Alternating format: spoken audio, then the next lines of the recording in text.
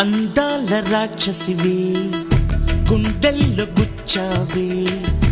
మిఠాయి మాటలతో తూటాలు పేల్చావే కొడవలితో కసిగా మనసే కోశావే అందాల రాక్షసివే గుండెల్లో గుచ్చావే కొడవలితో కసిగా మనసే కోశావే గట్టి మొక్కకు కోత తెలియున బాలకుమరినే కానా నీటి కొంగను చేప మింగున జరుగునా బయట పూసిన